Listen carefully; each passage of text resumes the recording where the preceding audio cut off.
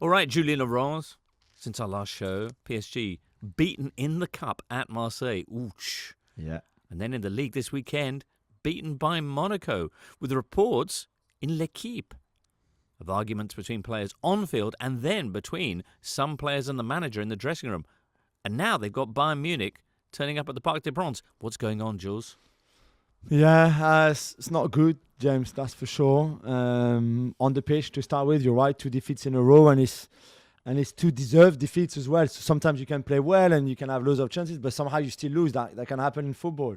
Those 2 games, away at Marseille, away at Monaco, they were just beaten by better teams who played better, who had a better attitude, better team spirit, better cohesion, better everything than PSG, really. And it could have been worse than losing 2-1 in Marseille and then 3-1 in Monaco. Monaco had many, many chances. And PSG were really poor. And okay, there was no Messi on Saturday, no Mbappe, no Verratti, no Fabian Ruiz, no Hakimi, no Mendes, Akiko. I can understand that it was more of a B team than the strongest team possible. But it was still a decent team on paper. And they were just beaten all around the pitch. Really, they made mistakes. El Shaddai Bichiabu, who is one of the youngest prospects, super talented young kid who's only 19, made 2 big mistakes early on to cost them 2 goals. So it's not ideal, of course, but there was no reaction, nothing from Galtier, nothing from the players really, apart from Warren Zaïre-Emery, the other very young super talent kid that they have that we mentioned on the show before, who scored. But apart from that, there was nothing there, and that's the most worrying really, is that there's just nothing in the way they play since the return of the World Cup. So then obviously, because you don't play well, because you lose games, they've lost 4 games in 2023 already, at Lens, at Rennes, at Marseille and Monaco, which is as many as in the whole year of 2022. It's that bad of a start. So obviously when that happens on the pitch, off the pitch, there's more and more tensions. There's issues between Luis Campos, the sporting director, some of the players, and especially Neymar and Marquinhos after the Monaco game. Neymar seems to be, again, the ones that all the negative focus is on because of his attitude. And to be fair, in the game against Monaco, he was the only one of the M&M. And not only he was bad on the pitch, but it seemed that his attitude really, really stank the place because he was abusing clearly Vitinha and Ekitike. You could see on television because he was frustrated. I get that, but he still should be a leader in that team, and he wasn't. So yeah, problems all around the club, in the pitch, on the pitch, outside of the pitch. The fans are not happy, obviously. They turn up at the training ground to put pressure on the players. So all of that is so toxic before the game against Bayern. Crikey. Messi didn't play against Monaco because he was injured or because he was being rested? A bit of both. He had a hamstring strain. So it was not an injury. There was nothing, no tear, nothing. It was just that I think had they played him on Saturday, there was a risk that he could have actually injured his hamstring. So he'll start tonight. Marco Verratti was the same. So you had to rest them in a way to make sure that they would not get injured. But they will play today. Okay, this game Tuesday evening very much on Gautier's mind then when he made the selections on the weekend. But how bad does it risk becoming in Ligue 1 with this run of bad form they're having? They're still 5 points clear of Marseille. Monaco, with their 3rd straight victory, moving up to just 2 points behind their neighbours down south. Yeah, the problem is March and February. The thing is February and March, as we said before, are key month for PSG because there's the 2 Bayern clashes, of course, Tuesday night and March the 8th, the second leg in Munich. They go away to Marseille in the league.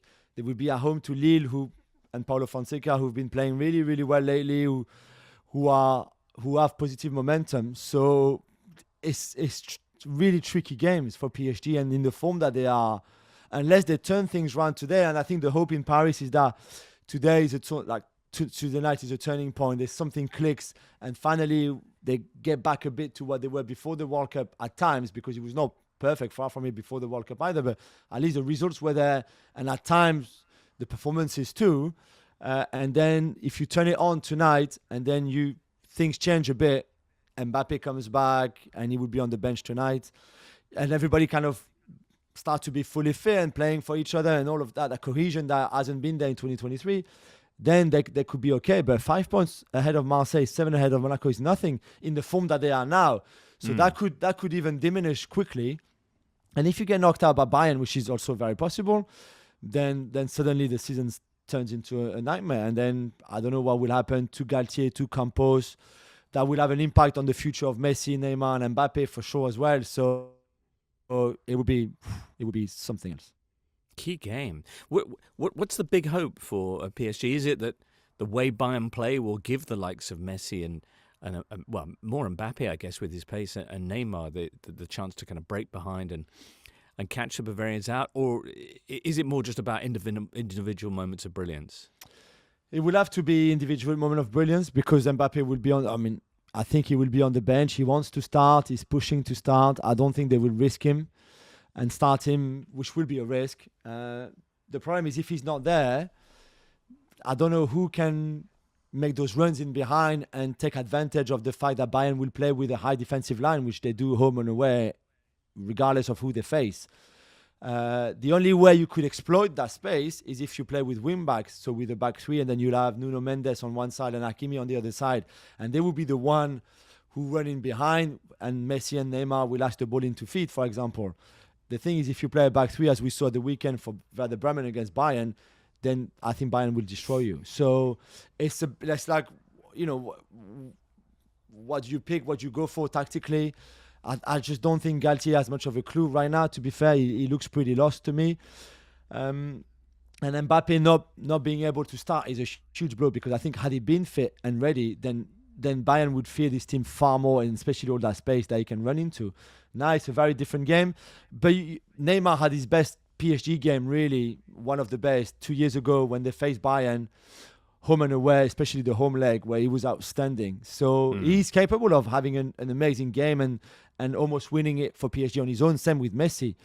I'm not sure collectively this team is strong enough to play against a team as good as Bayern right now. Okay, that was what, 2021 when PSG put Bayern out of the competition on away goals, and that was before they had Messi in their side as well, and that was when they were still under rubbish old Pochettino. So there you go. We'll hear from Lewandowski, very true, which of course he won't be featuring for Bayern this evening as well. We'll hear from Rafa on Bayern, who have returned to winning ways of late soon enough. But back to Ligue 1, Jules, where Marseille stayed second with a 2-0 win at Clermont. A game delayed for nearly an hour after fights between the two sets of supporters outside the stadium forced police to use tear gas and the like. Yeah, it was more the fact that there was a few Marseille fans who were there without tickets who forced their way in. And I think that caused the delay more than there was a little bit of fighting, but not much compared to the scenes outside the away end, if you want, where the Marseille fan were. I mean, clearly, I think you could see on television that they were more than what the ticket allocations was. And you can understand why there's so much excitement around the team. I mean, you should not get into a stadium and force your way in without a ticket. This is not what I'm saying. But like, you could see why more and more Marseille fans want to follow the team home and away, because they have something very good going on. We said that before. They play well. I mean, although they didn't play well against Clermont, but they won. Alexis Sanchez scored 2 goals, one on a very, very generous penalty. But this is what they have. They have that kind of momentum and the luck going their way. But they clearly enjoying themselves at the moment. Tudor is doing really, really well. I know they lost to Nice not that long ago, and we mentioned the mistakes that he made. But certainly that win against PSG, I think, changed a lot of things. Even if that was just in the cup, that was huge. They hadn't won against PSG for 12 years at home. It was very the nemesis, the old enemy that always comes to haunt you and to taunt you. And then for them to beat PSG the way they did as well was very good. They kept that going on for Clermont. Now they've got nothing in this midweek, of course. They're not in Europe anymore. And then they will have a game at the weekend trying to put more pressure on PSG. Crikey.